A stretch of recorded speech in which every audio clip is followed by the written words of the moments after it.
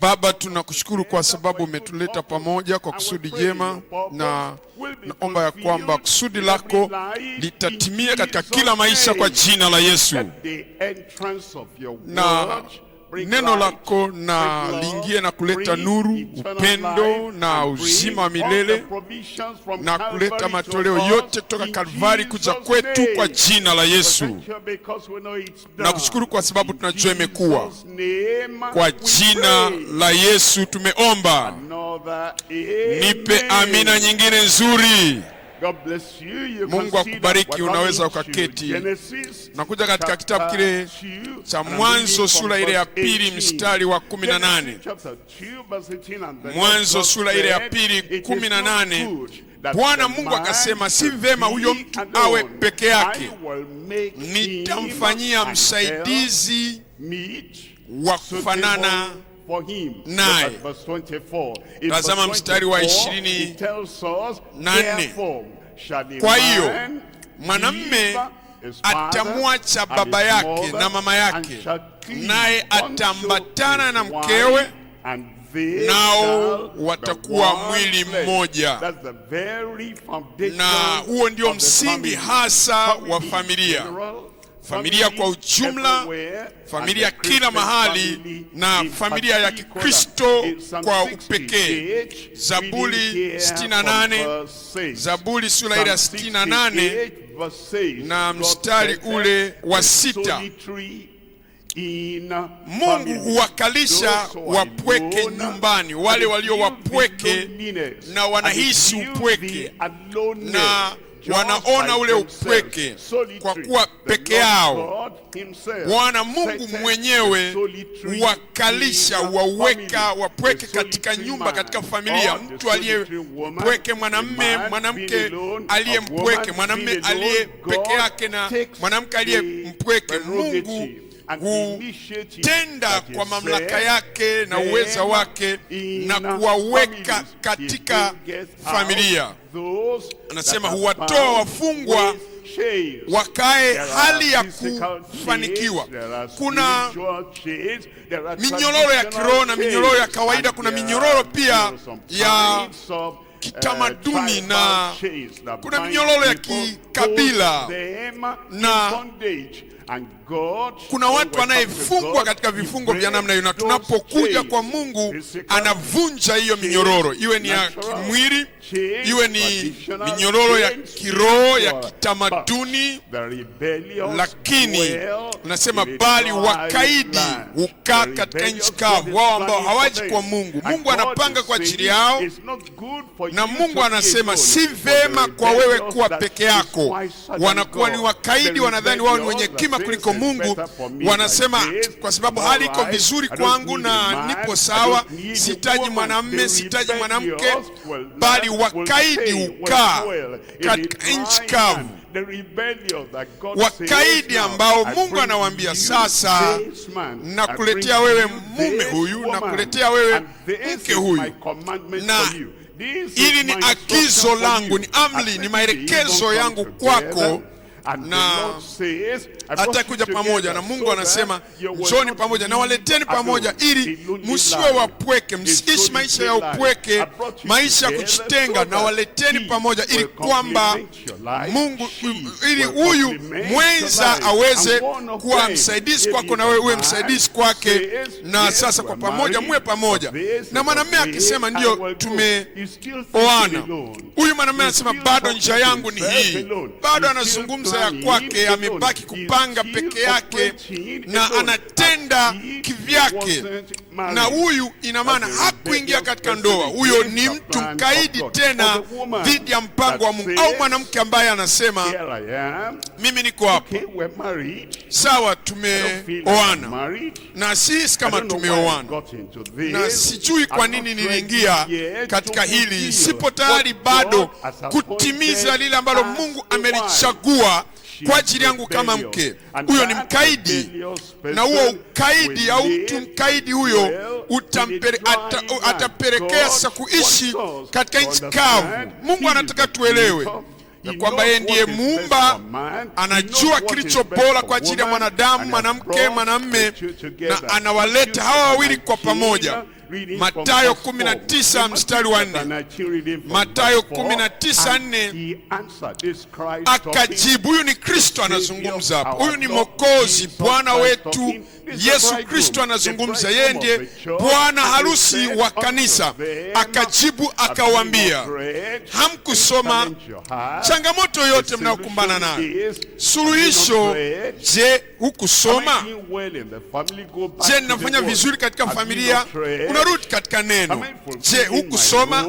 Je, natimiza wajibu wangu? Je, ninatenda lililo haki katika familia? Rudi katika neno. Je, hamkusoma? Nafikiria hivi, nahisi hivi, na fikiri nataka nifanye hili kwa dhidi ya mwanamke huyu, na nataka nitende hili dhidi ya mwanamume huyu, kwa sababu hili limetokea na lile limetokea, na unaanza kufikiria nifanye nini? Rudi katika neno. Hamkusoma ya kwamba yeye aliyewaumba mwanzo aliwaumba mtu mume na mtu mke? Tazama hilo.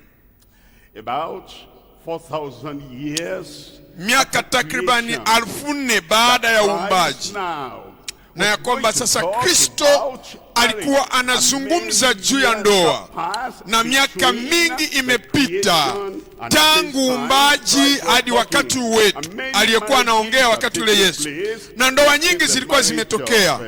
Naona ndoa ya Musa, tumeona ndoa ya Ibrahim, tumeona ndoa ya Daudi, na tumeona ndoa hizo zote, zingine nzuri, zingine hazikuwa vizuri hasa. Na Yesu anasema usirudi kwa hao, rudi katika mwanzo.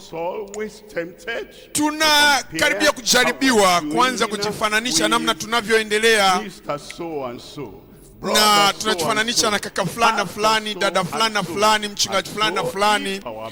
Kwa sababu hiyo ndoa zetu zinapokuwa kama yao, tunakuwa tumeridhika. Sifanyi vibaya sana. Unaambiwa usishie hapo, usiende tu kwa mfalme Daudi, siende kwa baba Ibrahim, na siende tu kwa mtu mwingine huko. Rudi mwanzo. Tunapotazama ndoa na tunajitazama namna tunavyofanya, tunavyoendesha maisha yetu ya familia, anatuambia ya kwamba hapo mwanzo aliwaumba mtu mume na mtu mke. Mstari wa 5 anatuambia, akasema, kwa sababu hiyo mtu atamwacha babaye na mamaye, ataambatana na mkewe, na hao wawili watakuwa mwili mmoja. Watakuwa wamoja, wakiwa wameungana, wanakaa kwa pamoja. Na ndio maana tunasema si mapenzi ya Mungu kwa bali ya mwanamume mume au na mwanamke watengwe hata kimwili.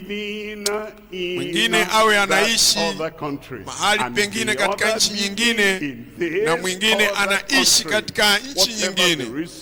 Sababu iwayo yoyote ile, iwe ni kifedha, na sababu iwayo yoyote ile nyingine yoyote ile, ya kwamba katika familia tunakubaliana ya kwamba atakuwa pale nami nitakuwa hapa. Sio makubaliano yenu yanayojalisha, ni lile lilivyokuwa tangu mwanzo, kwa kusudi hili, kwa sababu hii, kwa kusudi hili. Naambiwa mtu atamwacha babaye, mwanamume atamwacha babaye. Baadhi ya watu hawaachi familia zao za asili, bado wanakaa na baba zao. Hayo sio mapenzi ya Mungu. Au wanakaa na mama zao. Tunaambiwa kwa kusudi hili, kwa sababu hii, mwanamume atamwacha babaye na mamaye, na ataambatana. Kuambatana, najua ilo neno kuambatana, anatoa lile neno la Kiingereza sasa, live. Unaanza na ile herufi ya kwanza si, ina maana mnaambatana, unaondoka kwa kuambatana, mnafungwa pamoja.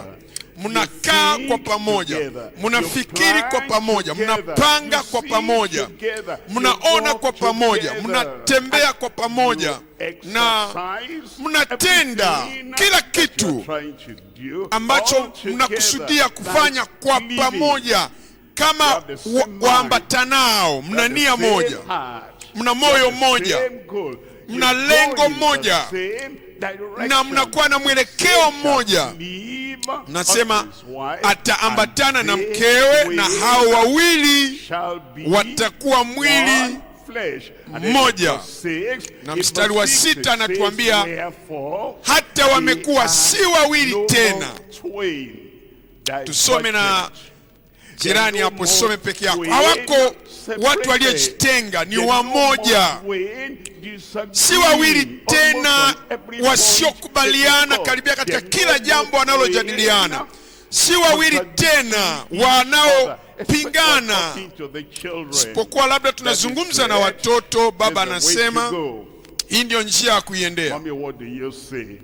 Mama unasemaje? Sirini sasa mnajadiliana kati ya mume na mke, na baba anasema hii ndio njia ya kuenda. Mama anakuja hadharani anasema hiyo sio njia ya kuenda. Ndivyo anavyofikiria huyo baba kwa sababu ya hii. Hapana, si wawili tena katika ushauri tunaotoa na maongozi tunayoyatoa katika kuongoza familia na maisha yetu binafsi. Nasema si wawili tena bali mwili mmoja. Basi aliyowaunganisha Mungu, aliyowaunganisha, amewaambatanisha, amewaunganisha, mnaambatana kwa pamoja. Basi aliyowaunganisha Mungu, mwanadamu asiwatenganishe. Falsafa isiwatenganishe, na usimamizi wowote ule usiwatenganishe, na mazingira yoyote na hali ya mahali tunapojikuta isitutenganishe. Uchumi usiwatenganishe, dini au mambo ya kidini yasiwatenganishe. Sema hata mapenzi ya mtu binafsi yasiwatenganishe. Hivi ndivyo ninavyotaka kuishi maisha yangu. Anahesabu ndoa kuwa kifungo. Hivi ndivyo ninavyotaka nienende katika maisha yangu. Yule dada anahesabu ndoa kuwa kifungo, ndio maana hawajaomba taraka, lakini anasema haya ndiyo ninayotaka kuyafanya mimi. Najiona nina amani pasipokuwa na yule mwanamume, najiona kuwa na amani pasipokuwa na yule mwanamke. Asiwepo wa kuwatenganisha. Natazama haki na wajibu katika familia ijiuishayo. Naomba ya kwamba Mungu atauisha familia zetu kwa jina la Yesu. Je, umekwenda nyumbani? Sijasikia amina yako. Nipe amina ya pamoja. Amen. Mambo matatu tunatazama. Jambo la kwanza, msingi wa usaidizi katika familia iambatanayo. Tunapomfuata Mungu na tunafanya mapenzi ya Mungu na tunaambatana, tunaungana pamoja na tunakuwa na nia moja, tuna roho moja, tuna kinywa kimoja, ndimi moja, na uelewa mmoja na mwelekeo mmoja. Tunaambatana pamoja. Msingi wa usaidizi katika familia iambatanayo. Jambo la pili ni taharuki kwa kukosa utakatifu katika familia ya kawaida. Tazama familia kule mitaani, tazama familia nyuma ya nyumba yako pale, na familia kwenye maeneo mbalimbali nje ya imani ya Kikristo. Wanadhani ni Wakristo, wana familia ile, lakini wanaishi kwenye ukingo wa Ukristo, na wanakuwa ni familia ya kawaida, wanakuwa ni kama familia nyingine yoyote iliyo nje ya imani, na kuna kuchanganyikiwa pasipokuwa na utakatifu katika familia ya kawaida. Jambo la tatu ni chemichemi ya afya katika familia ya Kikristo. Turudi katika kipengele cha kwanza, msingi wa usaidizi katika familia hii ambatanayo. Tayari tumeona lile ambalo Mungu ametuambia, msingi wake ni huu: si vema kwamba mwanadamu mwanamume awe peke yake, lazima kuwepo na ubia, waambatane kwa pamoja, ndio msingi. Si vema huyo mwanamume au mtu awe peke yake. Ikiwa yupo peke yake, sasa kwa habari ya Adamu hapakuwepo na mwanamke mwingine yeyote, kwa hiyo hapakuwa na jaribu ya uzinzi au uasherati. Lakini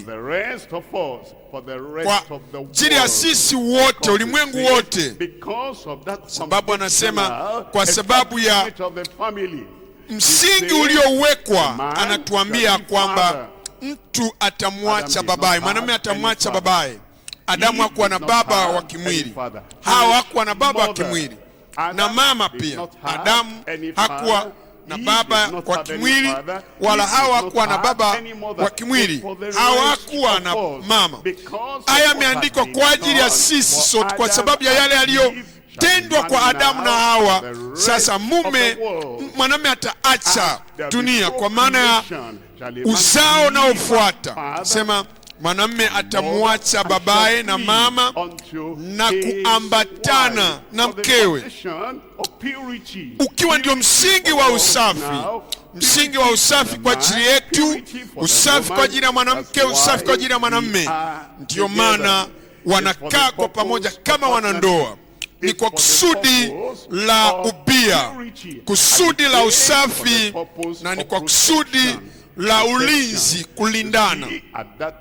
Najua wakati ule alikuwepo tu Adamu na Hawa, na wanyama wale hawakuwa na ule unyama ambao waliupata baada ya anguko. Lakini sasa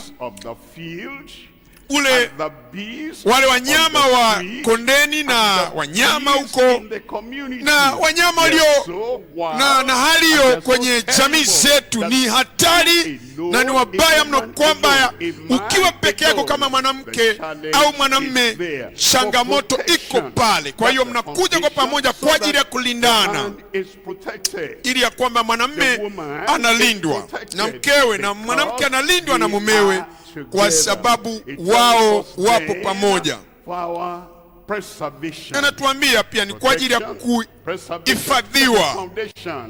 Huo ndio msingi, na ndio maana Mungu amesimika ndoa, ya kwamba mwanamume na mwanamke wamekuwa kwenye ndoa na wanaambatana kwa ajili ya kuwa na uzao kwa ajili yao, mume na mke, ili wapate watoto, na wanawalea wale watoto kuwa ni watoto wa Mungu. Na hiyo ndio sababu ya kwa nini mwanamke na mwanamume wanakuja pamoja kama wanandoa tangu mwanzo. Hivyo ndivyo ambavyo Mungu alipanga. Tazama Mwanzo sura ile ya pili mstari wa 24. Mwanzo sura pili 24. Kwa hiyo sio kwa sababu ninahisi, sio kwa sababu naweza nikakaa kivyangu, sina shida yoyote kama mwanamume. Hapana, Mungu alipanga hili, na kwa sababu Mungu amepanga hili, kwa hiyo mwanamume atamwacha baba yake na mama yake, naye ataambatana na mkewe.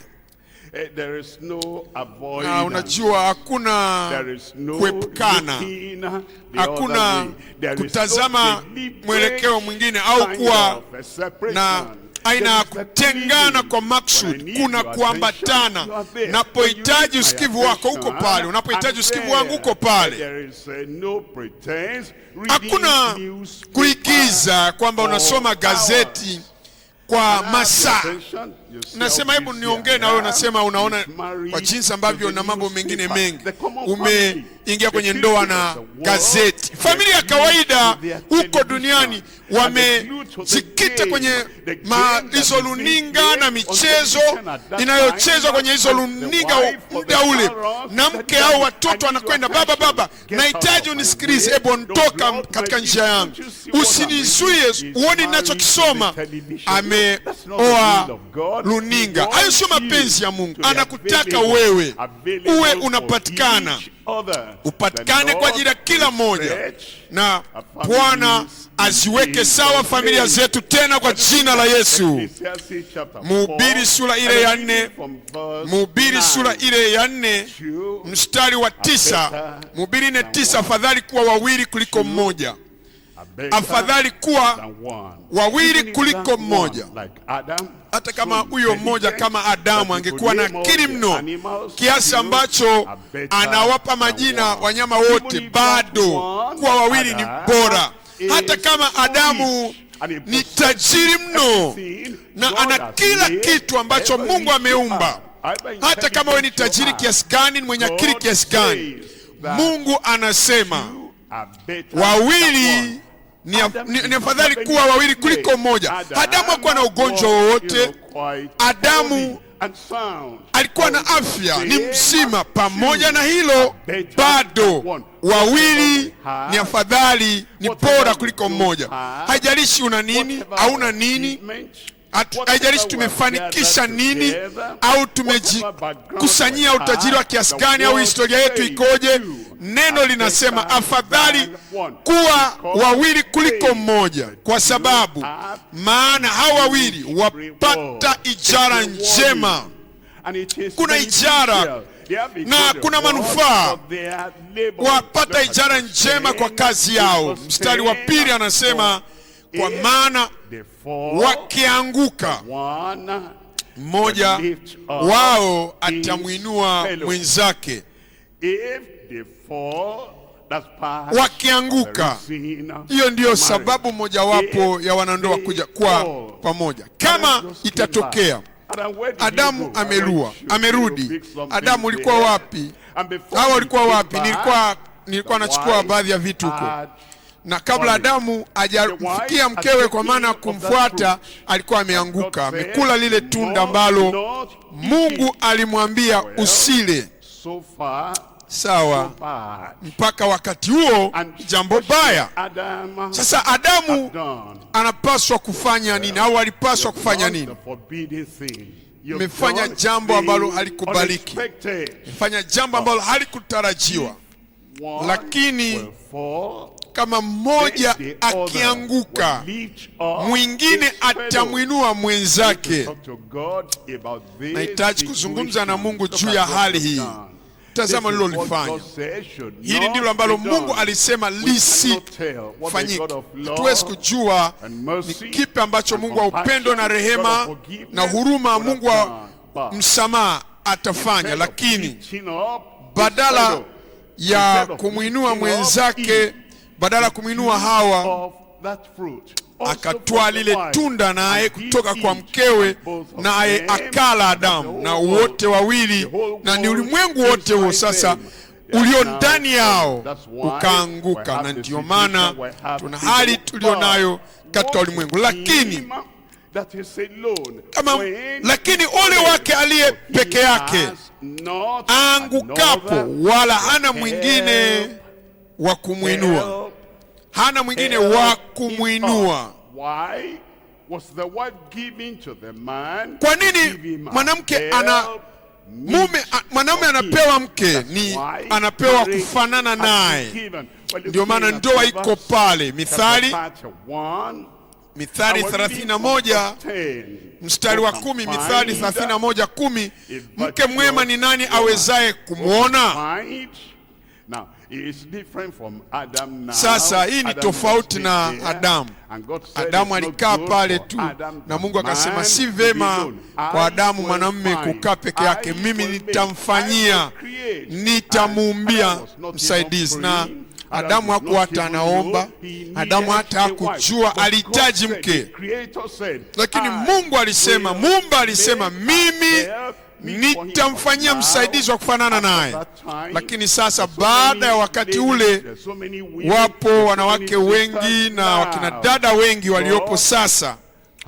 Mungu anahitaji kutupatia, anasema, mke mwema ni nani awezaye kumwona? Maana kima chake chapita kima cha marijani, chapita kima cha marijani, chapita kima cha mahali inayotolewa.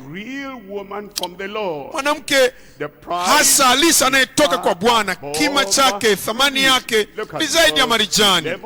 Tazama mstari wa 11, anasema, moyo wa mumewe humwamini,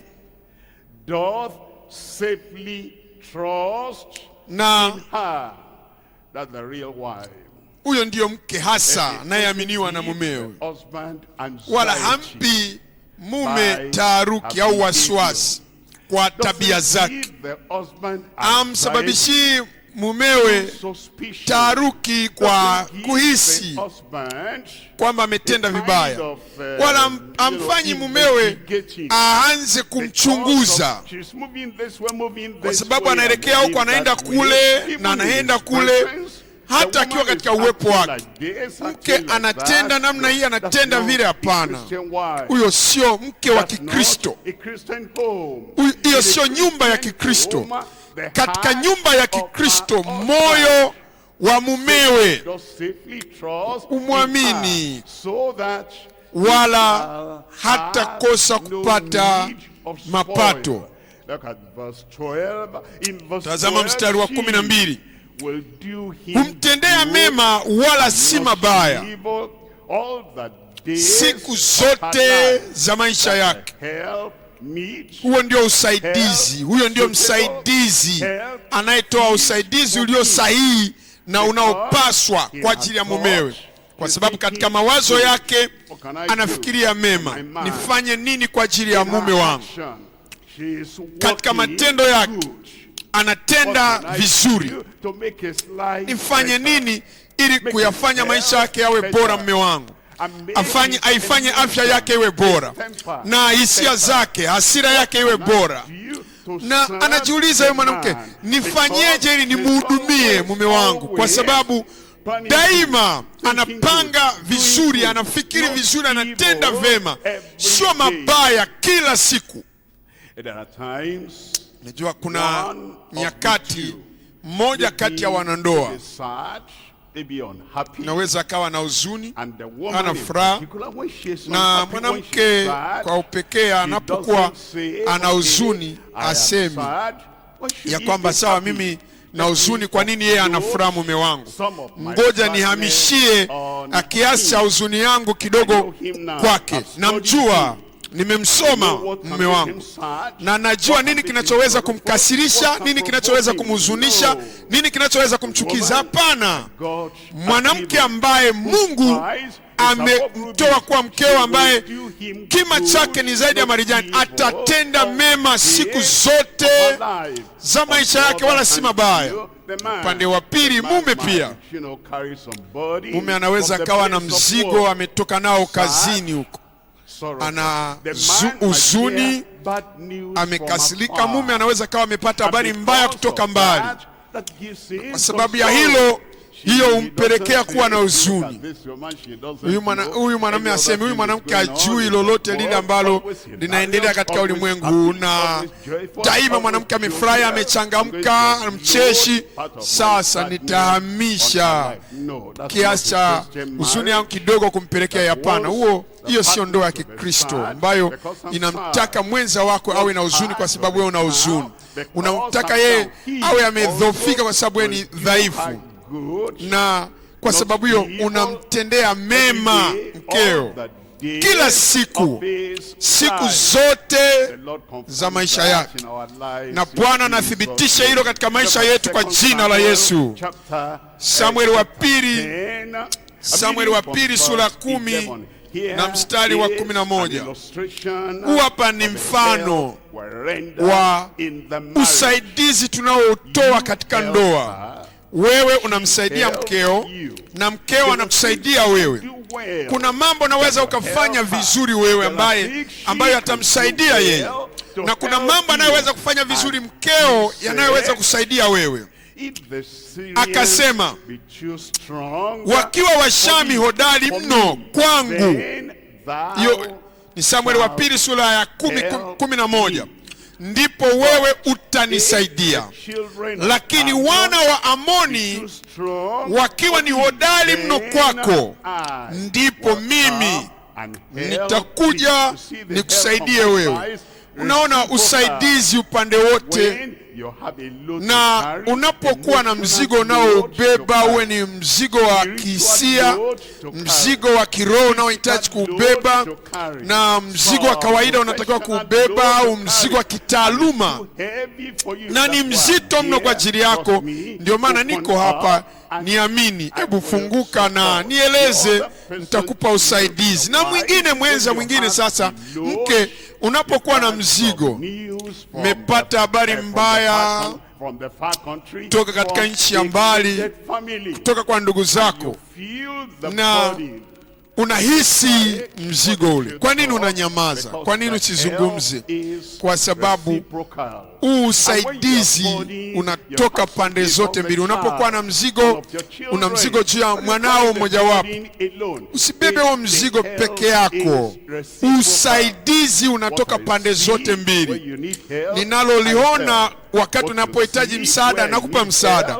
Unayoyaona kwangu unahitaji msaada, unanipa msaada. Hiyo ndiyo njia, au hivyo ndivyo inavyopaswa kuwa katika ndoa zetu. Mathayo sura ya 19, Mathayo 19 mstari wa 4. Akajibu akawaambia, hamkusoma ya kwamba yeye aliyewaumba mwanzo aliwaumba mtu mume mmoja na mtu mke mmoja? Watu ambao wanadai kuwa ni wenye hekima kuliko Mungu na wanamchezea Mungu, na wanasema ndiyo, mume ni mmoja, wake wawili haitokuwa mbaya sana. Je, wewe ni mwenye hekima kuliko Mungu? Ulimwengu ulipokuwa hauna watu na Mungu akataka ulimwengu au dunia ijazwe watu wasambae, bado hakuumba wake wawili, watatu, wanne kwa ajili ya Adamu. Hata pamoja na kwamba Adamu alikuwa ni mwanamume peke yake katika dunia nzima, bado hekima ya Mungu akamuumba awa mmoja. Tunarudi katika mwanzo pale, ule ndio msingi ambao Mungu ameusimika. Na kwa taarifa yako, Adamu hakusema, kwa sababu Adamu hata hakujua mwanamke ni nani, kumwelezea, kumfafanua kwamba lazima awe mzuri, awe na kimo hiki, na lazima awe hivi, na rangi yake iwe hivi, na lazima ajue namna ya kupika. Nani aliyejua habari za kupika wakati ule? Kabla ya Hawa kuumbwa, haya yote makorombohezo na madai ambayo watu wanampa Mungu leo, hatupasi kumpa Mungu usumbufu wowote. Yeye ana hekima ya kutosha, na katika hekima yake alimuumba Hawa, na katika hekima yake amekupa wewe mke mzuri. Na subiri amina nyingine, au wanandoa wapo.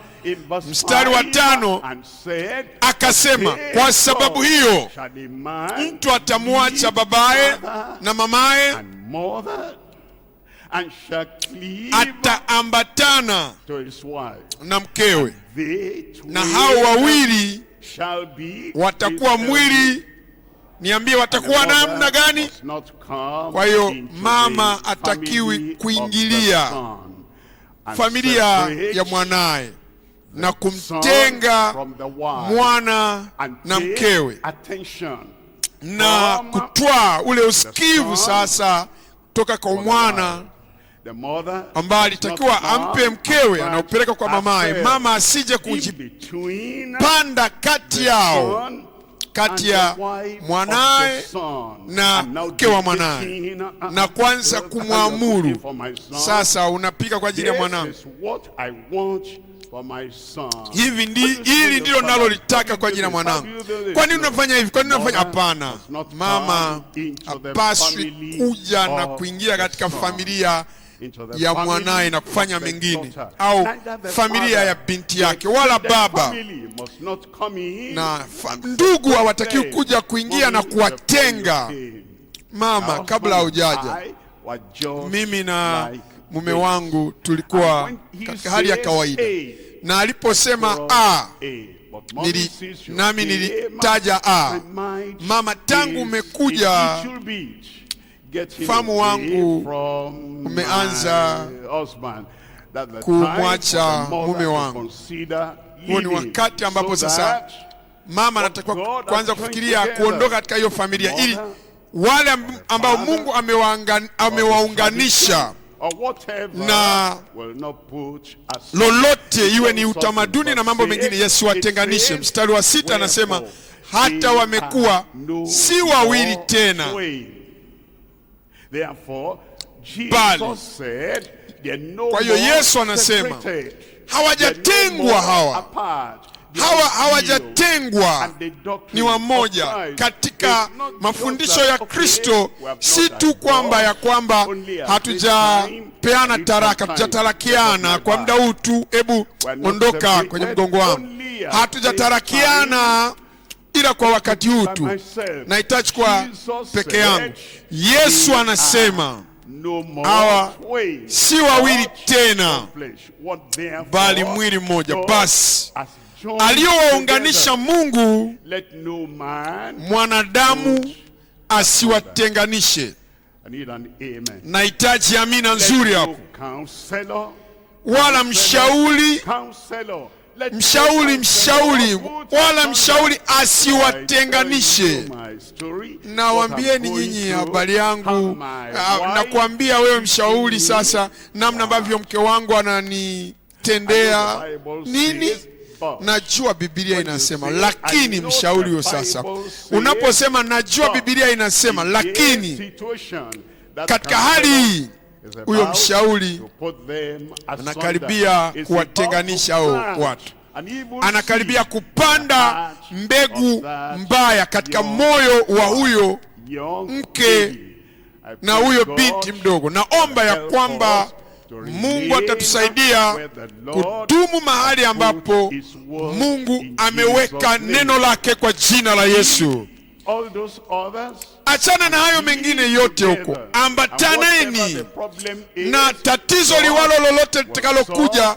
Mungu atatatua tatizo lililo katika familia yako, atatatua tatizo lililo katika familia yangu. Jitabirie mwenyewe kwa sauti, mbingu na ikusikie. Mungu atatatua tatizo lililo katika familia yangu. Suluhisho lako limethibitishwa kwa jina la Yesu. Natazama kipengele cha pili sasa, kuchanganyikiwa kwa sababu ya kukosa utakatifu katika familia za kawaida au za kidunia. Natazama waraka wa kwanza wa Timotheo sura ya 2, waraka wa kwanza wa Timotheo sura ya 2 na mstari ule wa 15. Walakini ataokolewa kwa uzazi wake kama wakidumu katika imani na upendo na utakaso pamoja na moyo wa kiasi. Anazungumza habari za familia, kwamba mwanamke atalindwa kama mume au mwanamume atadumu katika imani, wanayo imani ya kimaandiko na wanadumu katika uaminifu na wanaendelea katika upendo, upendo ambao unapaswa kuwa kati ya mume na mke, na anasema na utakatifu, takaso, na moyo wa kiasi. Tunatazama sasa utakatifu unatakiwa kuwaje katika familia, na tunatazama watu waliochanganyikiwa kwa sababu hakuna utakatifu katika familia ya kawaida. Natazama lile neno utakatifu, holiness, ile H ni ukatili badala ya usaidizi. Ukatili badala ya kuwa msaidizi. Mahali ambapo kuna utakatifu katika familia kuna usaidizi na kutazama, na nasema kuna kitu kinaendelea katika maisha. Hebu niambie, hebu na tubebe mzigo huo pamoja, usaidizi. Lakini badala ya usaidizi kuna ukatili. Ayubu sura ile ya 2 na mstari ule wa 9. Ayubu sura ya 2 mstari ule wa 9. Ndipo mkewe akamwambia, je, wewe hata sasa washikamana na utimilifu wako, umkufuru Mungu ukafe? Hilo silo jambo zuri. Mwanamume ni mgonjwa na mwili wote umejaa vidonda, na amepoteza hili na lile, na pigo la mwisho ambalo linakwenda kuvunja uti wa mgongo wa ngamia ni kwa kumwambia, we bado ni mtu wa dini, mtu wa haki, unaamini Biblia, bado unasoma Biblia pamoja naye, hebu kufuru Mungu na ufe. Hiyo haisaidii. Huo sio usaidizi, huo ni ukatili. Tazama ile O ni upinzani badala ya umoja. Mungu analotaka ni kwamba tuwe wamoja, mume na mke, lakini mume anapokuwa na mwelekeo huu mwingine, mke ambatana na mumeo, usimpinge, simshambulie, simtese. Samueli wa 2 sura ile, Samueli wa 2 sura ile, Samueli wa 2 sura ile ya 6:16. Naambiwa pale, ikawa sanduku la Bwana lilipoingia mji wa Daudi, Mikaeli binti Sauli akachungulia dirishani, akamwona mfalme Daudi akirukaruka na kucheza mbele za Bwana, akamdharau moyoni mwake. Huo sio utakatifu. Utakatifu sahihi ni kwamba alimdharau katika moyo wake. Tazama mstari wa 20. Tunasoma Samueli wa 2:6. Tumesoma mstari ule wa 16, tunasoma 20 sasa. Ndipo Daudi akarudi ili awabariki. Daudi alikuwa bado anafurahi ya kwamba agano la Bwana limerudi, sanduku la Bwana limerudi. Je, tusifurahi? Ndipo Daudi akarudi ili awabarikie watu wa nyumbani mwake. Na Mikali binti Sauli akatoka nje aende kumlaki Daudi, naye akasema, mfalme wa Israeli alikuwa mtukufu leo namna gani, akijifunua mwili wake mbele ya vijakazi vya watumishi wake. Mfano wa watu baradhuri mmojawapo ajifunuavyo mwili wake mbele ya watu, asipokuwa na haya. Hiyo ni lugha chafu. Hiyo ni kumfedhesha, ni kumdharau, huko ni kumpinga mume. Hakuna utakatifu hapo. Utakatifu ni umoja, wewe na mimi kwa pamoja. Daudi kuna kitu anafanya na mkewe hakudhani ni jambo zuri, na kwa hiyo mkewe alitakiwa kuseme, mume wangu ana nia nzuri, kwa nini anafanya hivi? Na mume wangu ana nia nzuri, kwa nini anafurahi mbele za Bwana? Na kama hakujua sababu iliyomfanya Daudi hivyo, alitakiwa muulize mume, mpenzi wangu, sijawahi kukuona ukiwa umefurahi namna hii, ukichangamka namna hii, na ukiwa unacheza mbele ya watu wote. Nini kimetokea mume wangu? Kwa nini unafurahi kiasi hicho? Mume angemwambia na wangebaki kuwa wamoja. Mume anapofanya kitu na mke unadhani, sikudhani huu ndio uwe mwelekeo. Usimpinge, kwanza muulize, hebu na akufafanulie mumeo na akupe mtazamo wake wa kimaandiko, na hatimaye mnabaki wamoja. Ile holiness tunatazama kuzungumza uongo badala ya upendo. Upendo ndio utakatifu hasa, lakini kunapokuwa tuna kudanganyana, kuongopeana, hakutokuwepo sasa na upendo hapo. Anania anakuja, naulizwa umeuza kiasi hichi hiyo ardhi, na anaulizwa kwa nini shetani ameujaza moyo wako, ili umwambie, umdanganye, umwambie uongo Roho Mtakatifu. Na Safira naye anakuja, anaulizwa mmeuza kiasi hiki? Ndiyo. Kwa nini mmepatana? Ili kumdanganya Roho wa Mungu. Mpendeni Mungu. Unapenda neno la Mungu, unapenda matendo yake, na walikuwa wakidanganya badala ya kupendana. Lakini ile ai ni ile bidii pasipo hatia. Bidii ni kule kushurutisha. Nasema hebu niambie. Pana, hili sitokuambia, ni kati ya mimi na Mungu wangu. Najua napomburuta mwingine namna hiyo, na huyu mwanamume anakuwa hayupo huru kusema sasa hili liko hivi, na mke pia naye hana uhuru wa kusema hili liko hivi. Kule kushurutishana tu. Tunasoma katika Mwanzo 16, Waamuzi 16, Waamuzi 16:16. Ikawa kwa vile alivyomsumbua kwa maneno yake kila siku na kumuudhi, roho yake ikadhikika hata kufa. Huyo ni Delila, sio mke mzuri, lakini unajua kila siku ndio waliishi pamoja kama mke na mume. Samsoni alikuwa anaenda katika nchi ya ugenini. Je, hakuna wanawake katika Israeli hapa?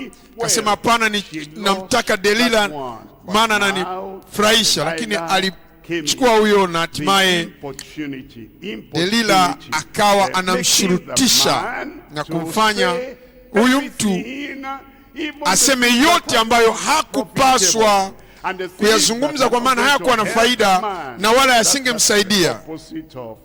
Na hiyo ndio kinyume cha utakatifu. Utakatifu lazima kuwepo na kutokuwa na hatia na unyofu.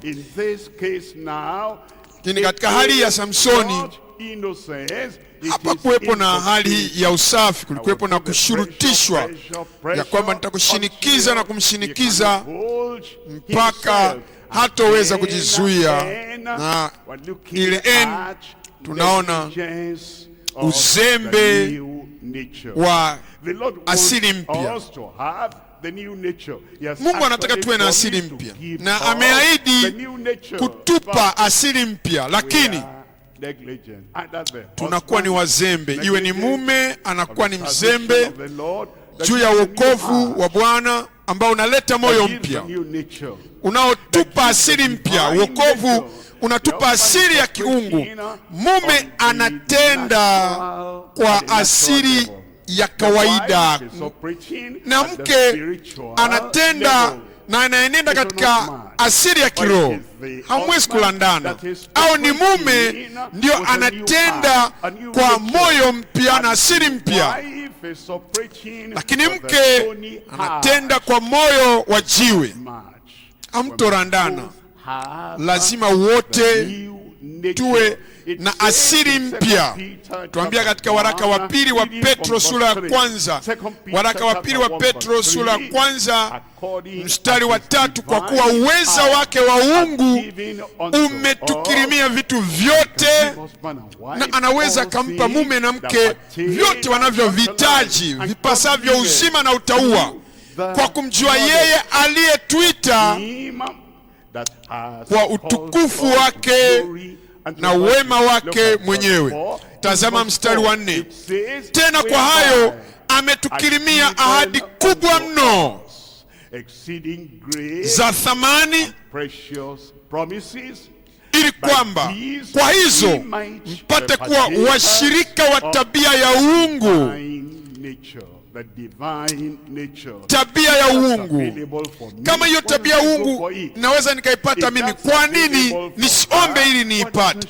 Kwa nini kama anaweza kaipata mke wangu, kwa nini asiombe ili aipate hiyo tabia ya uungu? Lakini tukigundua ya kwamba, mke wangu, na tuketi.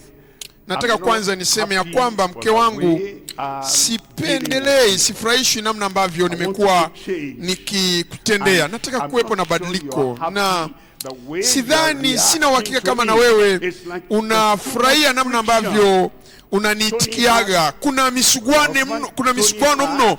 Kuna moyo wa jiwe ndani ya mume, moyo wa jiwe ndani ya mke. Kuna misuguano hasa, na tunakinzana mno. Na mke wangu, sikushtumu, mimi ni sehemu ya hilo tatizo. Kwa nini wote kwa pamoja tusiende msalabani na kuyaona haya matoleo ya tabia ya uungu ambayo Mungu amekwisha kuyafanya tayari kwa ajili yetu, na hatimaye moyo wako nalainishwa, mke wangu, na moyo wangu na wangu nalainishwa, na kuna misuguano tena. Najua mimi sina furaha ya kwamba tunabishana mno. Sina furaha namna ambavyo najisikia, na sina furaha namna ambavyo nakasirika. Sina furaha kuwa na ghadhabu hii. Na mimi kama mke sipendi ya kwamba ule moshi unapoanza kutoka na moto na waka ndani yangu, na unapoona kule kuchukizwa kidogo tu, nawe pia unalipuka. Nafikiri wote kwa pamoja tunahitaji kurudi Kalvari, ili kwamba tabia ya uungu mpya iwepo ndani yetu, ili tusiwe wazembe, na Bwana atatupa hiyo tabia mpya kwa jina la Yesu. Na ile ni kuhatarisha badala ya kutiana nguvu. Kuhatarisha. Najua kuna waume au wake ambao wanahatarisha maisha ya kila mmoja wao. Upo nyumbani, na unajua kuna mahali ambapo tunawekaga kiti fulani au stool, na kuna namna ambavyo tunapangilia mambo yale yote. Kini mwingine nafikiri lazima niyapangilie kwa upya haya yote. Anachukua ile stool anaiweka mahali pengine, na taa zinakuwa zijawashwa. Taa zikiwashwa tunaona kila kitu, lakini taa inapokuwa imewashwa tunadhani nyumba iko sawa sawa. Kwa hiyo tunatembea tu, lakini mke au mume hakujua ya kwamba mwenza wake ameweka stuli mahali pale, na anajikwaa mara moja, na kama amevaa miwani na anaanguka na ile miwani inapasuka, na hiyo inaathiri sasa macho yake na uso wake. Au kukiwepo na kitu chochote kenye ncha kali, kwa sababu amejikwaa, kuna kitu kinachotokeza pale. Anauliza, mume wangu, nani aliyeweka hiki hapa? Wewe ni nani unayeniuliza mimi? Je, haukuwa na macho ili uweze kuona? Tupo hapa katika nyumba hii, na kwa sababu ya wewe tusiweke hili pale na pale, na tunaanza kupata ajali katika nyumba. Kwa nini tusitafute namna nzuri ya kuweka kila kitu vizuri, badala ya kuhatarisha maisha kila mmoja wetu? Hebu na tutazame yale ambayo tunatakiwa tuyafanye na yale ambayo tunatakiwa kuyaacha kufanya, ili umtie nguvu mwenza wako. Tutatiana nguvu kwa jina la Yesu. Mumeo hatuanguka katika dhambi kwa sababu ya uzembe wako, na mkeo hatuharibu maisha yake kwa sababu ya uzembe wa mume. Tunatazama ile S.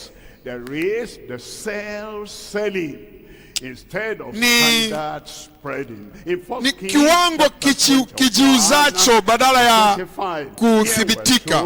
Tunatazama Wafalme wa Kwanza sura ile ya 21 na mstari wa 25.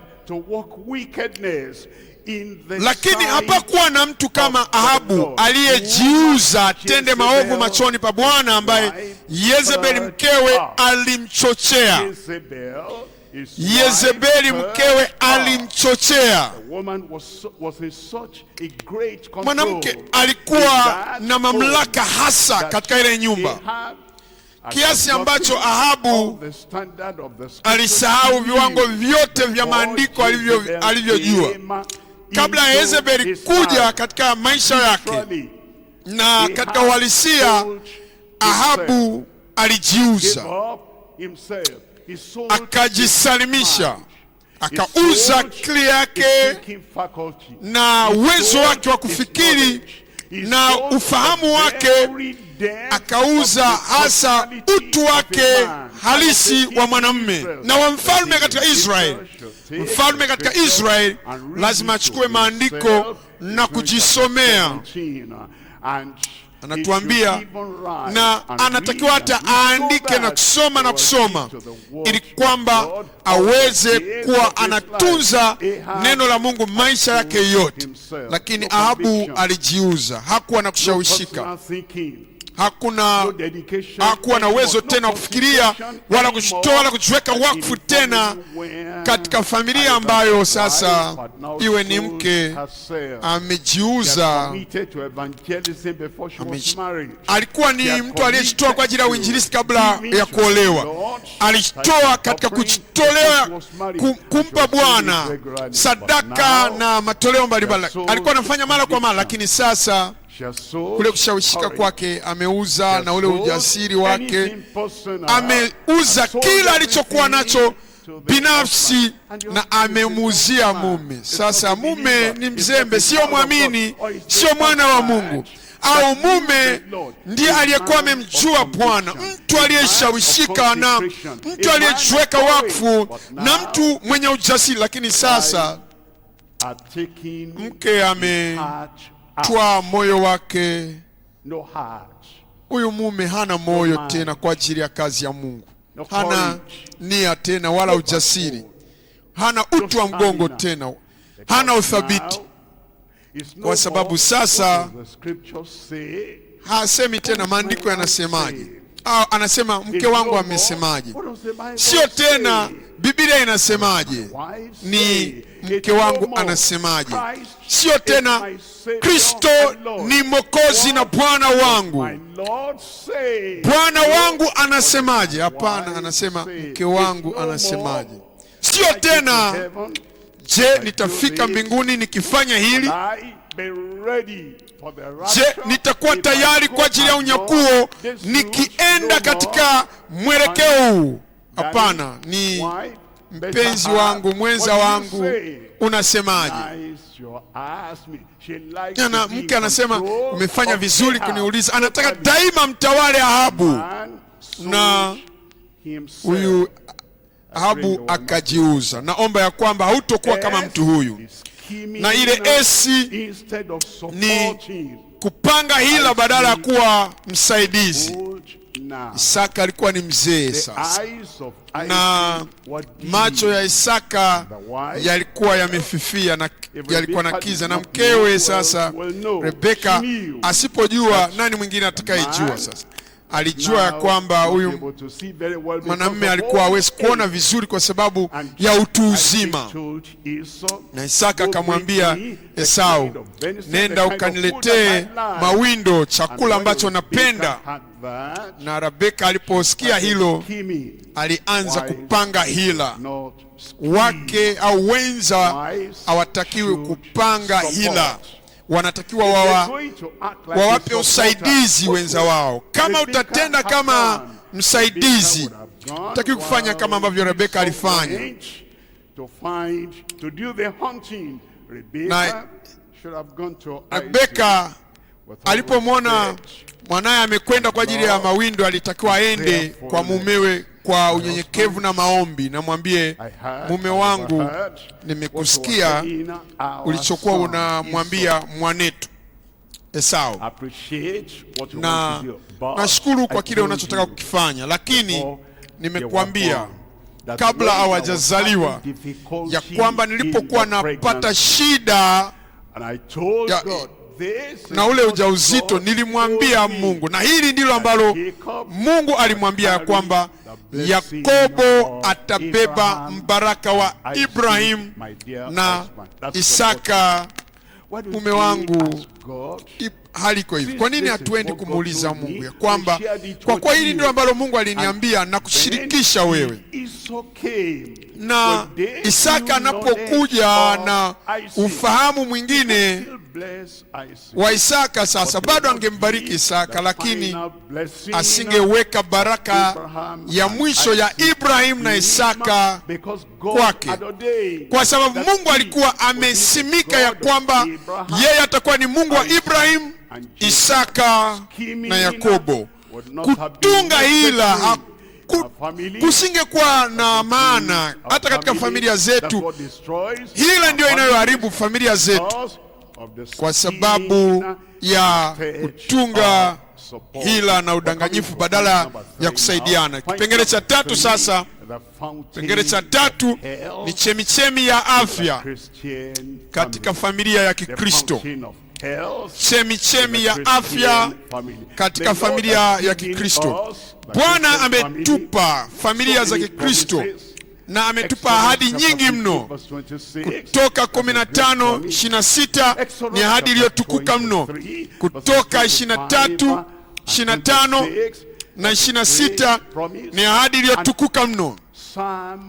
Na Zaburi 103 mstari wa 3 hadi wa 5 ni utimilifu wa ahadi za mbinguni. Zaburi 105 na mstari kuanzia ule wa 37 ni ahadi pia iliyotukuka mno. Zaburi 107 mstari wa 20 ni ahadi iliyotukuka mno, na Isaya 53 mstari wa 4 na wa 5 ni ahadi iliyotukuka mno. Waraka wa kwanza wa Petro sura ya 2 mstari wa 24 ni ahadi iliyotukuka mno. Waraka wa kwanza wa Yohana sura ya 1 mstari wa 2 ni ahadi iliyotukuka mno. Tuna chemchemi ya afya katika familia ya Kikristo. Kwa hiyo wote, mume na mke, lazima wawe ni wenye neema. Lazima wale kwa kuwa na uzingatifu na wawe watakatifu, na Bwana atathibitisha hilo katika familia zetu kwa jina la Yesu. Waefeso sura ile ya 5 mstari wa 22. Waefeso 5:22, enyi wake watini waume zenu kama kumtii Bwana wetu.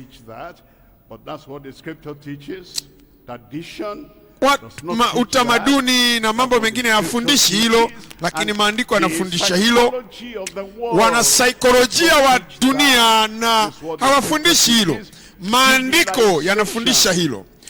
Maendeleo, watu wa magharibi kule hawafundishi hili, maandiko yanafundisha hili. Nasema enyi wake watiini waume zenu kama kwa Bwana, kama kumtii Bwana wetu.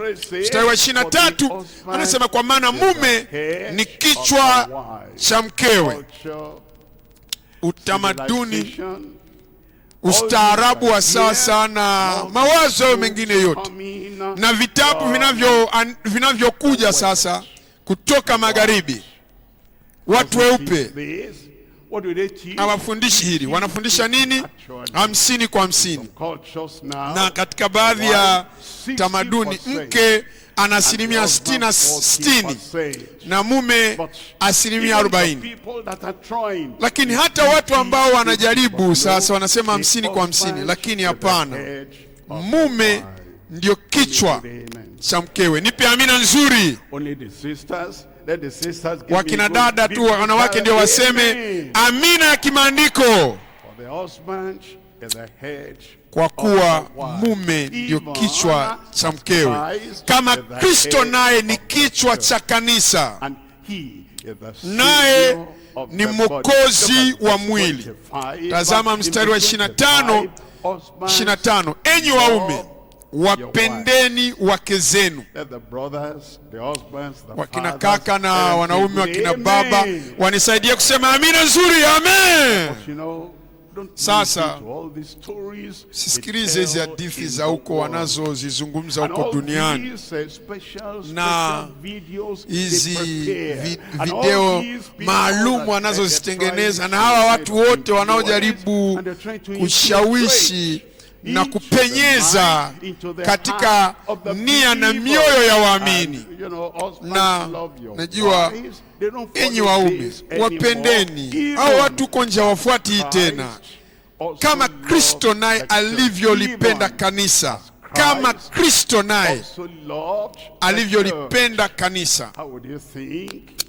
Tafikiriaje sasa kama kanisa linamhitaji Kristo alisikilize na Kristo hayupo, anafanya mambo mengine na malaika mbinguni, hana muda wa kulisikiliza kanisa? Litakuwaje hii? Nafikiriaje sasa mume anapokuwa yuko na shughuli nyingi, hapa yuko pale, hana muda kumsikiliza mkewe, na mke analia peke yake, na mke anateseka peke yake, na bado mume hayuko pale. Haipaswi kuwa hivyo. Tangia leo kila kitu kitabadilika. Na unajua, kwa jinsi ninavyopendelea kuhubiri ni kwamba ninapomaliza kuhubiri, kama mtu yoyote ana wasiwasi na ujumbe, yule mtu anaweza akaenda kwa mke wangu akasema kwa unyenyekevu wote, mama, baba ni mhubiri mzuri na anajua maandiko haya yote, na mimi naona ni vigumu kuyatekeleza haya yote. Mama, kwa heshima kubwa, unasemaje kwamba eti baba anafanya haya yote nyumbani? Wangapi wenu mnaweza mkataka kumuuliza mama mwangalizi kimataifa? Nawaambieni kwa neema ya Mungu ninayo yahubiri, ninafanyia kazi, nami nakuhamishia neema hii. Unayo yahubiri, namna ya unavyowaambia wengine, utakuwa mtendaji wa hayo kwa jina la Yesu. Siku moja baada ya siku unapenda kutoka katika moyo wako, na utafanya hivyo kwa jina la Yesu. Anasema kama Kristo naye alivyolipenda kanisa, akajitoa kwa ajili yake. Tazama juu ya afya tunayoizungumzia hapa, afya katika familia. Ile H ni kuwa na nyumba yenye utakatifu wa moyo, aina ya utakatifu ambao tunaufanyia kazi kule nje, na unajitunza, unajitenga na dunia, unajitenga na ulimwengu. Lakini kuna aina nyingine ya utakatifu sasa katika nyumba ya familia, ni jambo la kinyumbani linalolifanya nyumba liwe pamoja. Waraka wa kwanza wa Timotheo pale na sura ile ya 2 mstari wa 8. Basi nataka wanaume wasalishe kila mahali, huku wakiinua mikono iliyotakata, pasipo hasira wala majadiliano. Pale nyumbani hakuna ghadhabu, hakuna hasira, hakuna kupiga watoto ovyo ovyo, hakuna ghadhabu, na hakuna kutiliana shaka. Unainua mikono yako yenye utakatifu. Tazama mstari wa 15, sema walakini ataokolewa kwa uzazi wake. Anamzungumzia mwanamke hapo sasa. Ataokolewa, atalindwa, atatunzwa, ataokolewa kwa uzazi wake, kama wakidumu mume na mke katika imani na upendo. Biblia Kiingereza inasema na utakatifu, pamoja na moyo wa kiasi. Kwa hiyo kuna utakatifu wa moyo unaothirika katika nyumba, na ile E ni mahitaji ya msingi na ya lazima. Tunapotumia fedha, hapa ndipo ambapo utakatifu unahusika na uwazi. Si kwamba sasa mke anachukua fedha nyingi mno pasipo hata kumruhusu mume kujua ya kwamba huu ndio mshahara wake, anatumia mshahara wake kwenye hili na lile na kadhalika.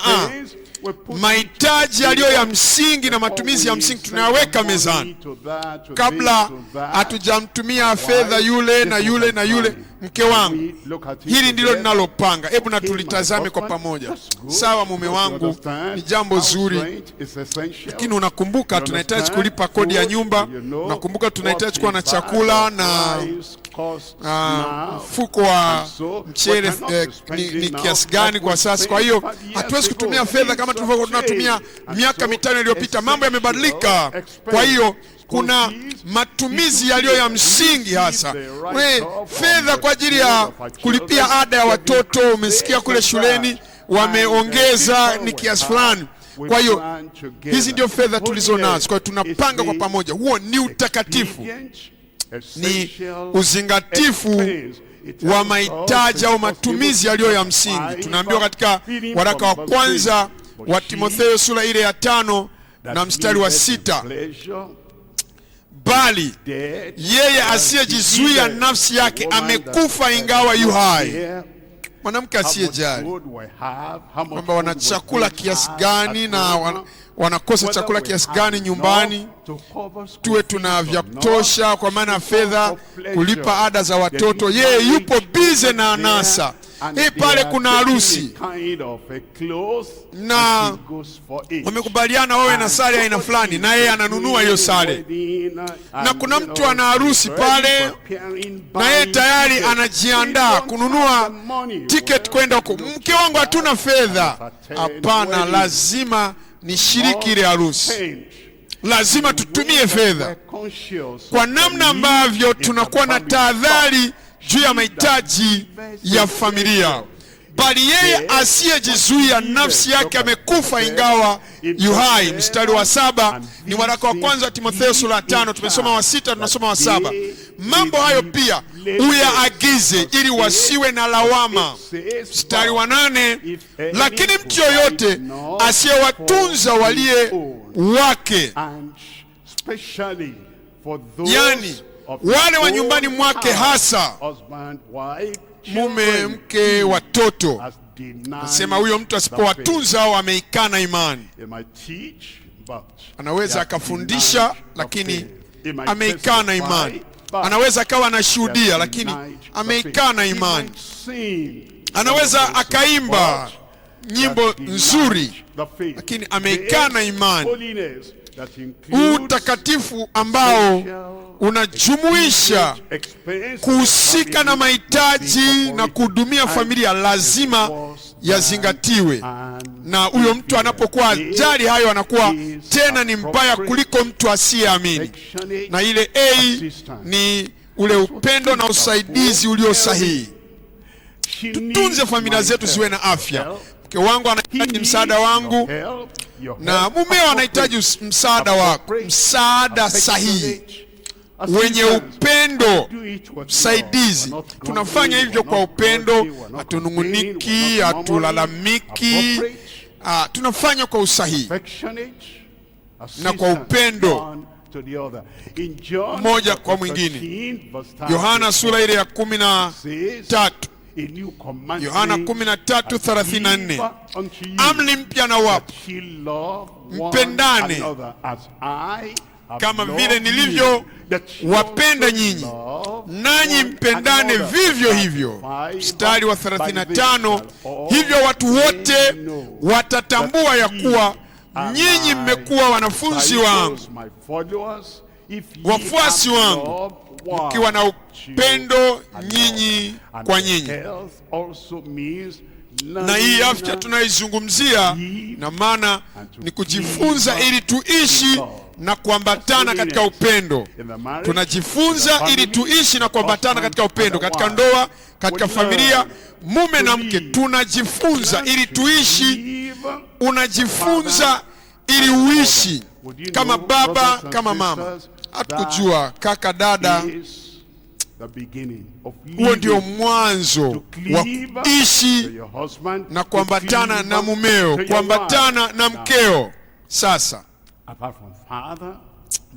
badala ya baba na mama, tunajifunza ya kwamba marafiki zako wa karibu kabla ya kuolewa, kama bado wao ndio unayewasikiliza mno, lazima ujifunze kuwaacha. Au wachukii, au mchukii baba yako wala mama yako, lakini wao ndio unayewasikiliza mno kuliko mumeo. Mumeo anapotaka umsikilize, unakuwa umezama mno katika uhusiano uliokuwa nao na marafiki wa zamani.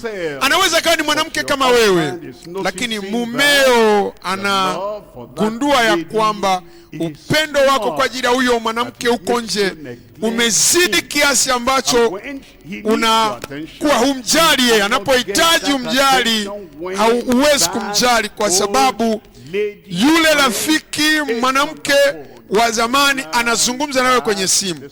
Lazima tunajifunza kwamba ili alisaidii ndoa zetu. Kwa hiyo lazima tujifunze ili kuachana na hayo. Yaweza ikawa na aina ya kazi unayopenda kufanya. Unafanya kazi nzuri inayokupa mshahara mzuri na lolote lingine unaloweza kufanya, lakini hiyo inazuia ndoa, inaharibu ndoa. Hiyo kazi yako inapinga umoja na ule upendo na kule kuzingatia tunakopaswa kuwa nako katika ndoa. Lazima tujifunze kuondokana nayo, kuyaacha hayo. Kuna mambo ambayo kama hayataisaidia familia, mume lazima ajifunze kuyaacha, na mke lazima ajifunze kuyaacha hayo yasiyosaidia familia, ili aambatane na mume katika upendo na mke katika upendo. Tunatazama Mwanzo sura ile ya 2 na mstari ule wa Mwanzo sura ile ya 2:24. Nasema, kwa hiyo mwanamume atamwacha baba yake na marafiki wa baba yake na mama yake na marafiki wa mama yake, naye ataambatana na mkewe, nao watakuwa mwili mmoja. Nipe amina nzuri. Katika Waefeso sura ile ya 5, Waefeso 5:28, Waefeso 5:28, vivyo hivyo imewapasa waume nao wapenda wake zao kama miili yao wenyewe. Ampendaye mkewe hujipenda mwenyewe. 29, maana kuna mtu anayeuchukia mwili wake popote, bali huulisha na kuutunza kama Kristo naye anavyolitendea kanisa. Mstari wa 30, kwa kuwa tu viungo vya mwili mmoja, vya mwili wake. Na mstari wa 31, kwa sababu hiyo mtu atamuacha baba yake na mama yake, ataambatana na mkewe, na hao wawili watakuwa mwili mmoja. Mstari wa 32, siri hiyo ni kubwa, ila mimi nanena habari ya Kristo na kanisa. 33, lakini kila mtu ampende mke wake kama nafsi yake mwenyewe. Na kwa upekee anasema ampende mke wake hasa, wala mke asikose kumstai mumewe. Anapaswa mke kumheshimu, kumstai mumewe.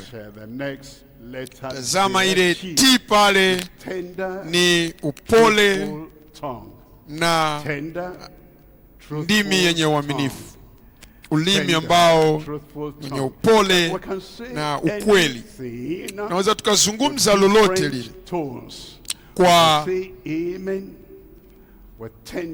sauti ya tofauti, lakini tunaweza tukasema hivyo kwa ulimi ambao una upole au ulimi ambao una lugha chafu. Naweza tukasema hili ni zuri kwa sauti ya upole au kwa sauti yenye lugha chafu. Naweza tukasema kwa upole au kwa ukatili. Namna tunavyosemeshana nyumbani, mume mke,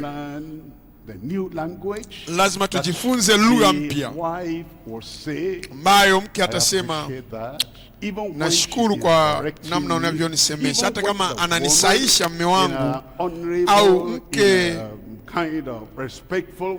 kwa heshima na anazungumzia swala kwamba je, lile linapaswa kuwa vile na vile, sauti yake ni nyororo.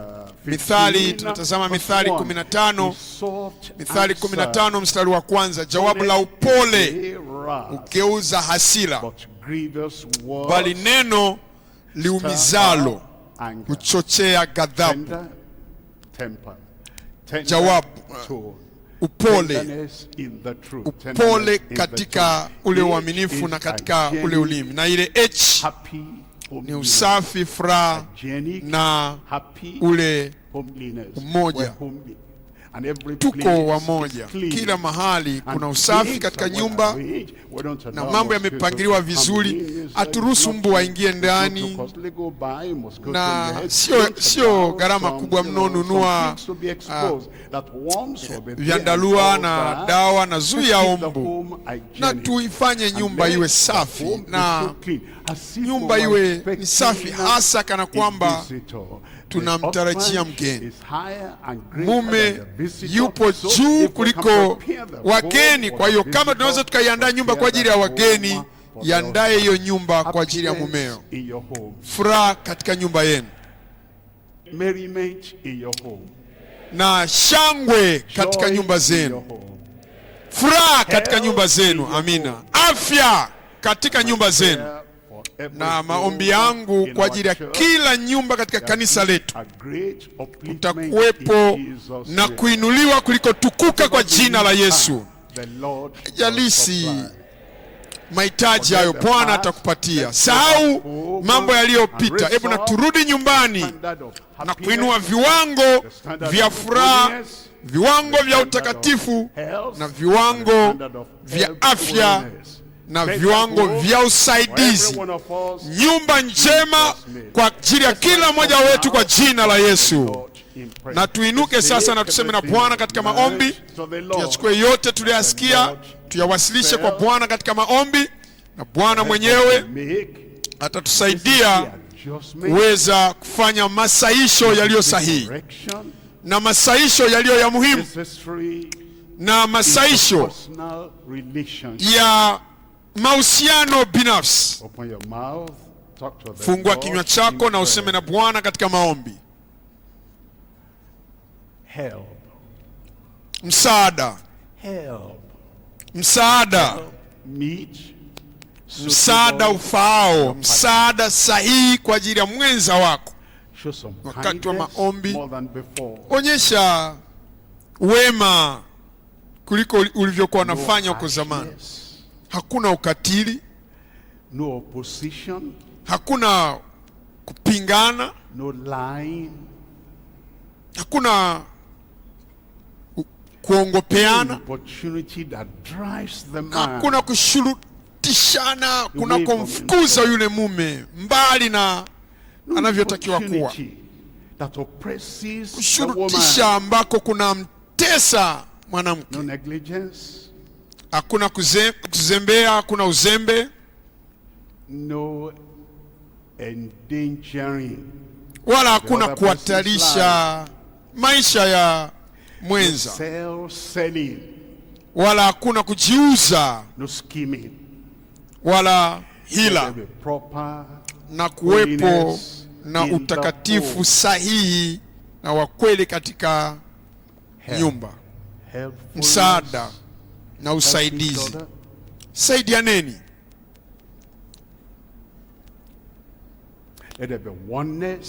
Na kuwepo na umoja, na kuwa wamoja, mnafikiria kwa pamoja, mnazungumza kwa pamoja, mnapanga kwa pamoja.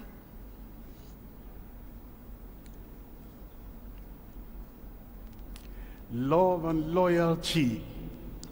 Upendo Love. na Loyalty. kukubaliana, upendo wa wazi. Think about that. Na kule kujitisha mmoja kwa mwingine. Fikiria hilo. Na kutokuwa na hatia na ule unyofu. Intercession. Na maombezi katika familia. New nature. Asili mpya. New heart. Moyo mpya. Hakikisha unaomba mpendwa. New language. Na ulimi mpya na lugha mpya.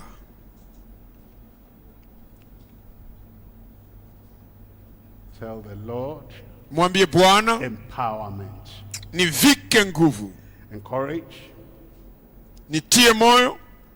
That encouragement will empower him. Uko kutiwa moyo kutamfanya awe imara, na kule kutiwa moyo kunamfanya awe thabiti huo mkeo, na kule kuwatia moyo wanao kunawafanya wawe thabiti. Kuwatia moyo na viwango vinasambaa katika familia. Kila mtu anajua viwango vya familia, maana vimeshasambaa katika ule utendaji. Standard of what we're learning. Viwango vya yale tunayojifunza. Viwango vya maandiko. Standard of the gospel. Viwango vya Injili. Standard spreading. Viwango vinasambaa na kutusaidia. Let there be support. Na kuwepo na usaidizi pasipo malalamiko. Support without grumbling. Usaidizi pasipo manunguniko. Support. Usaidizi pasipo kulalama. Usaidizi. So God can erase frustration. Ili kwamba Mungu afutilie mbali kutaharuki katika au taharuki yoyote katika familia zetu. Hatimaye atafungua chemichemi za afya.